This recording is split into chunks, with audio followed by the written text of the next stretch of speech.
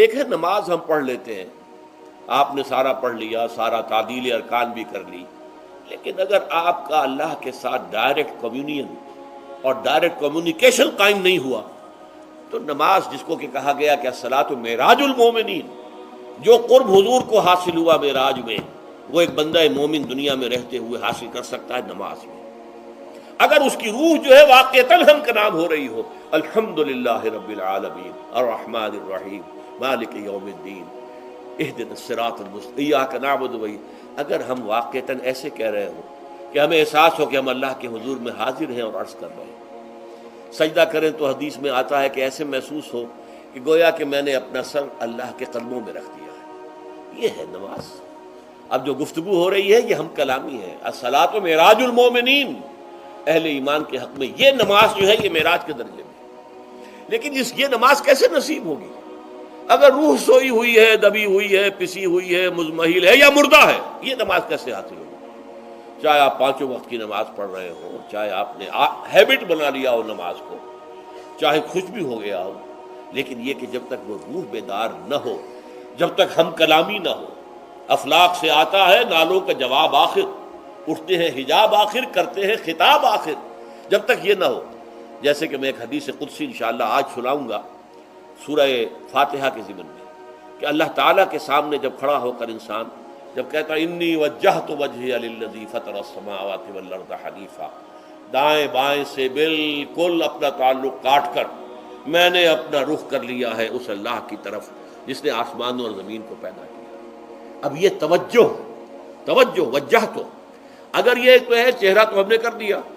خانہ کعبہ کی طرف، اندر سے ہماری روح متوجہ نہیں ہوئی، وہ سوئی پڑی، اسے پتہ ہی کچھ نہیں کہ کیا ہو رہا ہے، تو اس صورت میں وہ کیا ہے؟ ظاہری بات تو پوری ہو گئی، نماز کا ثواب ہو جائے گا، فرض کی ادائیگی کا ثواب مل جائے گا،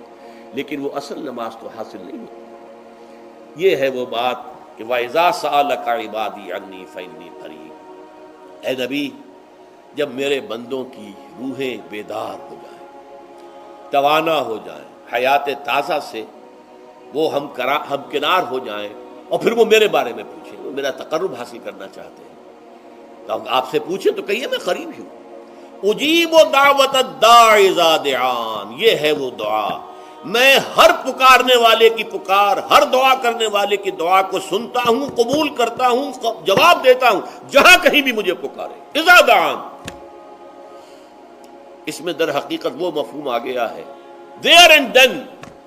wherever، آپ اپنے گھر میں ہو کر پکاریں اللہ کو، آپ بستر پر لیٹے ہوئے پکاریں اللہ کو، الذین یذکرون اللہ قیاما وقعودا وعلی جنوبہم، ہاں ٹھیک ہے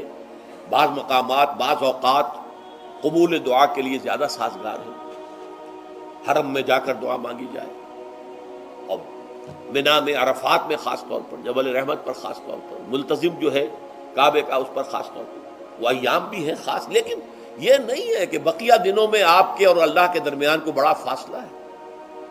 یہ سارا دنیا میں مشرکانہ نظاموں نے تصور پیدا کیا، اللہ تو دور ہے دور ہے دور ہے دور ہے، پاک ہے پاک ہے پاک، تم ناپاک ہو ناپاک ہو ناپاک ہو، اور تم تو بڑی پستی میں پڑے ہو، تم اللہ سے براہ راست ہم کلام نہیں ہو سکتے۔ کوئی درمیانی چاہیے، کوئی لنکس چاہیے،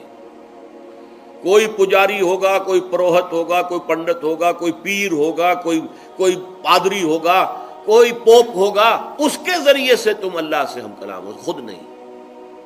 اور جب ذریعے بیچ میں آ گئے تو ان کی مٹھی گرم کرو، ان کی چاپلوسی کرو، ان کو بھی جو ہے چادریں چڑھاؤ، ان کو نذرانے پیش کرو۔ یہ ہے بدترین ایکسپلائٹیشن جو مذہب کے ذریعے سے نوع انسانی کی ہوئی ہے۔ یہ دو ایکسپلائٹیشن دنیا میں ہوئی ہے تاریخ انسانی میں، ایک بادشاہوں کی طرف سے خراج دو ہمیں، محنت تم کرو گے کھیت میں، آدھا حصہ ہمارے پاس آئے گا، ہم عیش کریں گے، ہم سٹینڈنگ آرمیز رکھیں گے تاکہ ذرا تم بغاوت کرو تو تمہارا سر کچل دیا جائے۔ یہ ایکسپلائٹیشن بدترین، مانگنے والا گدا ہے، صدقہ مانگے یا خراج۔ دوسری طرف ہم بادشاہ ہیں، ہم چندر بنسی سورج بنسی خاندان ہیں، ہم راجپوت ہیں، حکومت کرنا ہمارا حق ہے۔ اور یہ پنڈت پروہت جو ہے وہ بھی کہیں گے کہ ٹھیک ہے،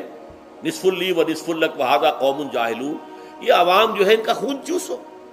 ہمیں یہ نذرانے پیش کریں، بتوں کو آ کے چڑھاوے چڑھائیں اور تمہیں خراج دیں اور ٹیکس دیں۔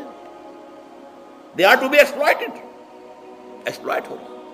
اسلام نے آ کر دونوں کا خاتمہ کیا، کوئی ملوکیت نہیں۔ زکوٰۃ ہے تو غربا کے لیے، بادشاہ کے لیے نہیں ہے، یہ تو غربا کے لیے، لہذا کوئی ٹیکس نہیں۔ نمبر 2، اللہ سے ہم کلام ہونے کے لیے کسی دربان، کسی جو ہے پہرے دار کی مٹھی گرم کرنے کی ضرورت نہیں، جب چاہو ہم کلام ہو جاؤ۔ دل کے آئینے میں ہے تصویر یار، جب ذرا گردن جھکائی دیکھ لی۔ یہ تو تم ہماری طرف متوجہ نہیں ہوتے، ہم تو ہر وقت کہتے ہیں، ہر شب کو آخری لمحات جو ہیں، آخری جو گھنٹے ہیں رات کے، سمائے دنیا تک ہم نزول فرما لیتے ہیں تمہارے لیے، اور پکارنے والا پکارتا ہے، حل من مستغفر فاغفر له، ہے کوئی استغفار کرنے والا کہ میں اسے بخش دوں؟ حل من سائل فاعطیہ، ہے کوئی مانگنے والا کہ میں اسے عطا کروں؟ تم ہی سوئے رہتے ہو، انٹا غفیر رہتے ہو، تمہیں ہماری طرف توجہ نہیں ہے۔ اگر ہماری طرف متوجہ ہو جاؤ تو جیسے کہ اقبال نے کہا کہ میرے لیے یہ دربان جو ہے، پیران کلیسا کو کلیسا سے اٹھا دو، کیوں خالق و مخلوق میں حائل رہے پردے،